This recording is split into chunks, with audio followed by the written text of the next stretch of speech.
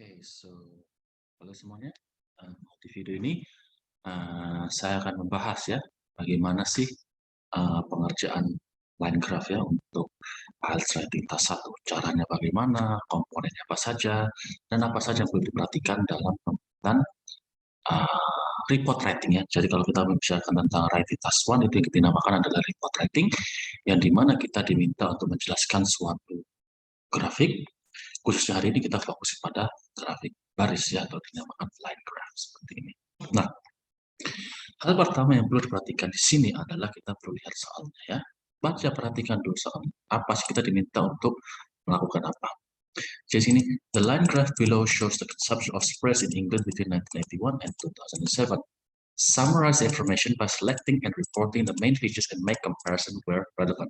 Write at least 100 words. Nah, jadi perlu ketahui bahwa kita diminta untuk menulis 150 kata.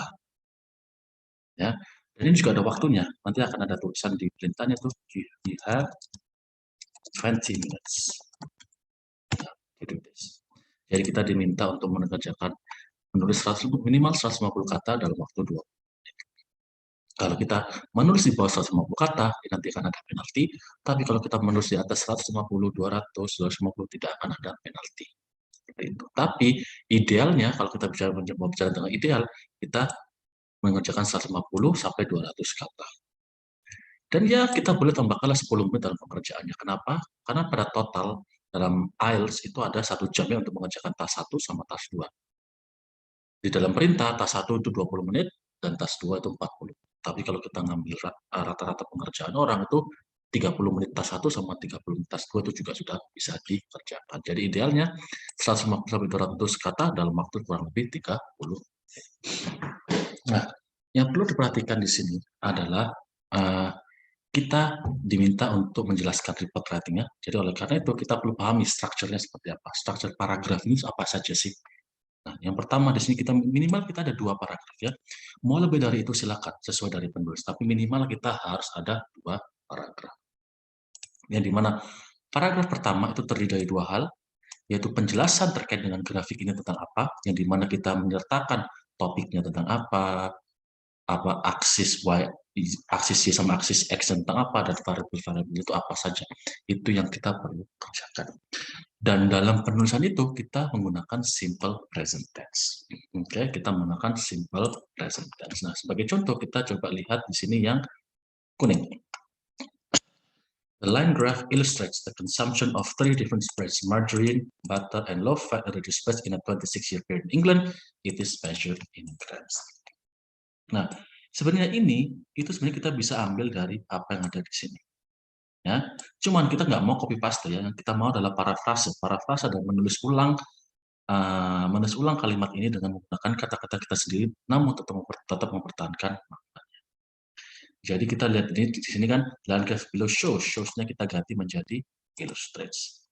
Terus ke subspace ini kita tetap pertahankan, tapi kita tambahkan macam-macamnya apa, variabelnya apa. Di sini kan tidak sebutkan variabel, itu kita tambahkan. Kemudian di sini kita periodenya berapa tahun, di sini between 1981 dan 2000. Jadi kita ganti dari sekian ke sekian menjadi selama berapa periode. Itu variasi dalam segi bagaimana kita memparafrase.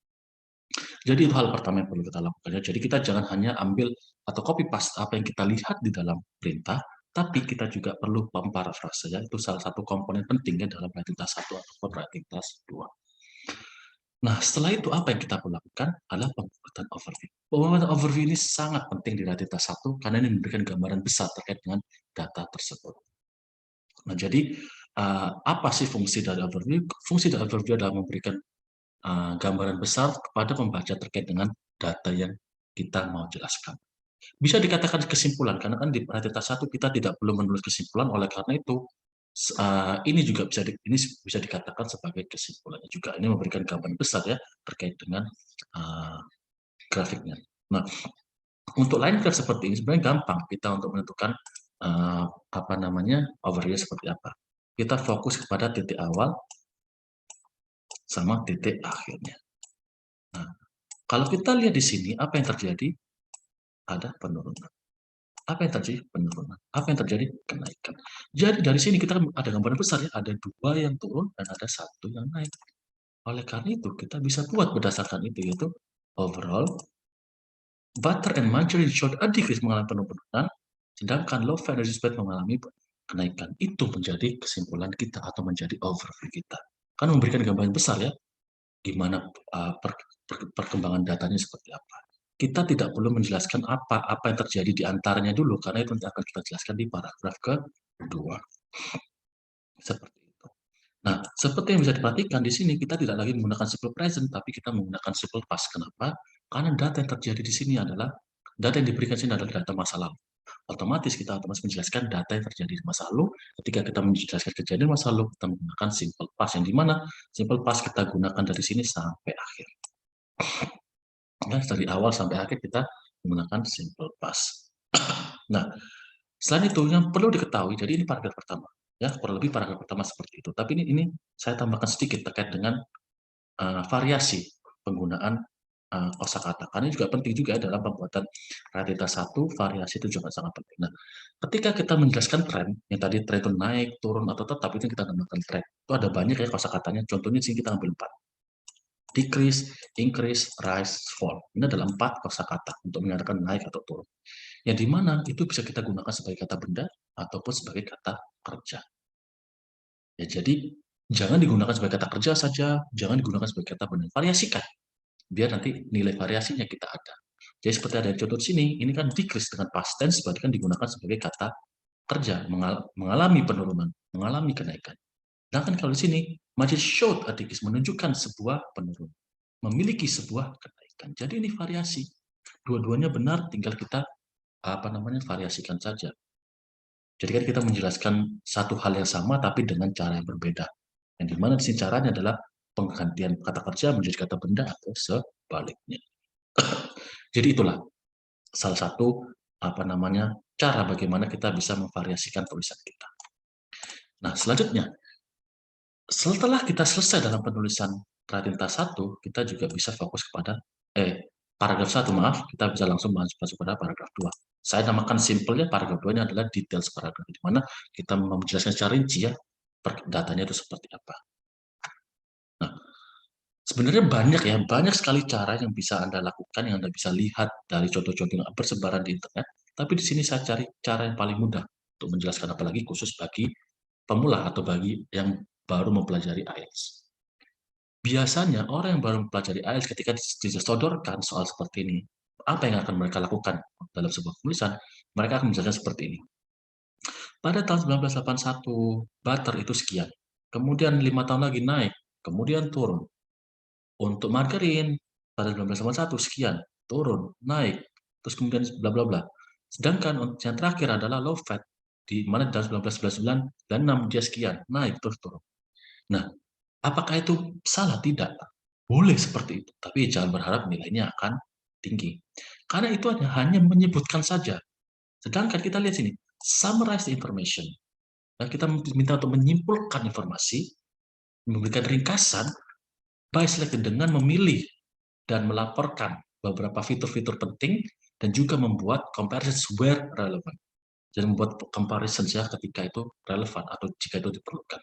Nah, agar aspek aspek perbandingannya itu ada, maka kayak gini akan lebih mudah. Kita kelompokkan datanya seperti ini. Jadi ada kelompok 1, kelompok 2, sama kelompok 3. Nah, dengan adanya seperti ini, otomatis kita bisa menjelaskan sambil juga membandingkan. Sebagai contoh, di 5 tahun pertama ada perbedaan tren antara margarin dan butter, yang dimana margarin mengalami penurunan dari sekian ke sekian, dan butter mengalami kenaikan dari sekian ke sekian. Nah, kita di situ kan menjelaskan, membandingkan juga. Kita juga lakukan hal yang sama di sini. Dan hal sama juga di kelompok 3. Nah, selain dari fungsinya untuk itu, kita juga fungsi dari penguapan ini adalah untuk menentukan angka mana saja yang perlu kita jelaskan. Jadi ketika seperti ini, kita menjelaskan angka-angka yang bertepatan dengan pengelompokan kita. Kemudian nanti mungkin ada yang bertanya, kali ini kan ada data yang menarik di sini. Saya ingin jelasin ini, tapi kalau kita kayak kelompok seperti kan nggak bisa. Kalau nggak bisa, tambahkan satu kelompok lagi. Seperti ini. Kalau misalnya ini menarik, tambahkan satu kelompok lagi, silakan. Jika dirasa itu perlu untuk jelaskan, silakan. Kan kita pilih selecting effort, selecting and reporting the main feature. Jadi kalau menurut penulis itu baik, perlu jelaskan, silakan. Kalau tidak, ya seperti ini juga nggak masalah. Jadi pengelompokan itu bebas ya, tergantung kebutuhan penulis seperti apa dalam menyampaikan informasinya. Seperti itu. Nah, jadi kalau kita lihat sebagai contoh di sini, kita lihat ini dibagi menjadi 4 kelompok. 1, 2, 3, dan 4. Jadi 4 kelompok. Nah, kita lihat untuk kelompok pertama. Between 1981 and 1986, margarine and butter memiliki tren yang berbeda, dengan kenaikan dari sekian ke sekian untuk butter, sedangkan penurunan dari sekian ke sekian untuk margarine. Di 5 tahun berikutnya, butter mengalami penurunan yang lumayan. Ya, significant fall, significant bahkan penurunan yang lumayan yang mencapai 100 gram. Sedangkan margarine had rise, sedangkan margarine mengalami kenaikan ke angka yang sama, itu menjelaskan yang ini. Jadi yang satu turun ke 100, yang satu naik ke 100. In the following 5, di 5 tahun berikutnya, butter continue terus mengalami penurunan sampai 70 gram. Di sisi lain, margarine maintain its number, mempertahankan angkanya. Kalau kita perhatikan sini, ketika kita menjelaskan satu periode, bukan berarti itu harus selesai dalam satu kalimat. Ini memang benar satu kalimat. Ini memang benar satu kalimat. Tapi kalau mau dibuat menjadi 2 kalimat seperti ini juga nggak apa-apa. Ini namanya juga variasi juga. Dan jika diperhatikan sini, cara penjelasannya berbeda-beda ya antara ini 2, 3, dan 4 ini caranya berbeda-beda semua. Dan kosakata-kosakatanya ini ya memang ada pengulangan tapi sedikit. Ya, jadi kita jangan sampai menggunakan satu kata 3 atau 4 kali, maksimal 2 kali lah. Seperti itu. Jadi kita lihat last both pattern matches continued then reaching a low, mencapai titik terendah 50 gram. 50 gram dan 40 gram respectively.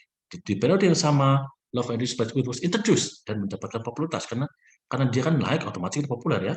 Jadi asumsinya seperti itu, having a significant growth from only 20 grams mencapai 270 gram. Jadi variasi sangat penting. Jadi kalau kita lihat sini tidak ada satu pola yang sama dalam menjelaskan sebuah data. Itu menjadi kunci penting dalam writing tas 1. Dan jika dilihat, total ini semua adalah 196 kata. Ya, kan kita bilang 150 sampai 200 ya idealnya. Kenapa? Karena biasanya dalam time frame 20 sampai 30 menit, kebanyakan orang itu bisa memproduksi maksimal 200. Kalau ternyata kalian bisa memproduksi lebih dari 200, misalnya 250 dalam waktu 30, ya nggak masalah. Asalkan itu tadi informasinya jelas. Gitu. Kemudian kita akan membahas sedikit vocabulary ya yang berguna bagi writing task 1. Ini ada kata respectively di sini. Ini kata-kata yang sangat penting dan mungkin bisa Anda gunakan minimal sekali lah dalam tulisan kalian. Respectively artinya secara berurutan. Jadi semisal ada data seperti ini. Margarine had a decrease of 50 grams and butter had a decrease of 70 gram.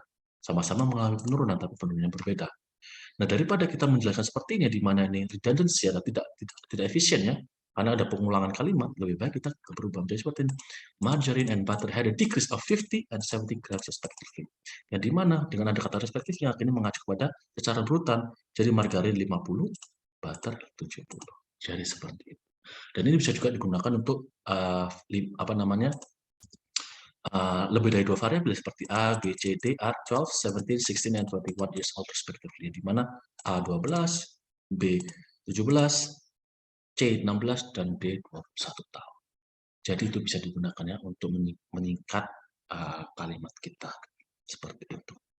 Selain dari itu, di sini juga ada beberapa kata-kata penting ya, kata-kata bahasa-bahasa penting kayak bahasa untuk menunjukkan trennya. Kan kita tahu kan kalau naik kan tingkat kenaikannya kan nggak sama, ada yang naiknya signifikan, ada yang naiknya biasa, ada yang naiknya sangat sedikit, itu kan perlu kita bedakan ya. Jadi kan kalau untuk menunjukkan pola kan kalau naik kan ini macam-macam katanya, turun ini, kalau stagnan ini. Nah, untuk mendampingi kata-kata itu kita bisa gunakan ini. Kalau perubahannya besar, kita bisa pasangkan dengan ini. Ya, kalau perubahannya sedang, kita bisa pasangkan dengan ini. Yang dengan LY kita pasangkan ketika untuk kata kerja. Kalau yang tidak ada LY kita pasangkan sebagai kata benda. Semisal kan kayak a slight increase sebagai kata benda, a mild increase sebagai kata benda. Kemudian kan rose considerably atau considerably rose kalau itu kata kerja. Jadi itu kata-kata yang bisa kita gunakannya untuk menjelaskan tren, pola. Selain itu, terkadang ketika kita melihat data seperti ini, kan kita ini berapa ya, 141 atau 142. Memang kita nggak dinilai ya tingkat keakurasinya seperti apa untuk dalam mengerjakan soal seperti ini, tapi kan kita kalau misalnya nggak mau menunjukkan, oh ini satu, saya nggak mau menyebut satu persatu seperti itu, kita bisa menggunakan language of approximation. Ini nggak masalah. Jadi contohnya kayak ini ya, around 140 grams, about 140 grams, just over, approximately. Itu kita boleh menggunakan kata-kata seperti itu. Dan tadi kan juga sempat dilihat bahwa kadang-kadang titik tertinggi sama titik terendah itu juga apa namanya juga bisa digunakan untuk meng-highlight suatu poinnya di mana oh pada tahun ini mencapai titik tertinggi, oh pada tahun ini mencapai titik terendah. Kita bisa gunakan kata-kata yang ada. Ini juga menarik ya. Jadi ini juga menarik. Selain itu kata-kata trend, tadi kan kalau kita pasangan ya, kita juga bisa ini sama kayak tadi. Seperti itu. Oke, seperti itu. Jadi kurang lebih dalam pengerjaan line graph itu pengerjaannya seperti itu dengan memperhatikan tadi ya struktur dan kosakata yang digunakan. Oke, sekian untuk penjelasan dan analisis line graph. Akan kita lanjutkan dengan penjelasan tas 1 tipe lainnya. Terima kasih. Bye-bye.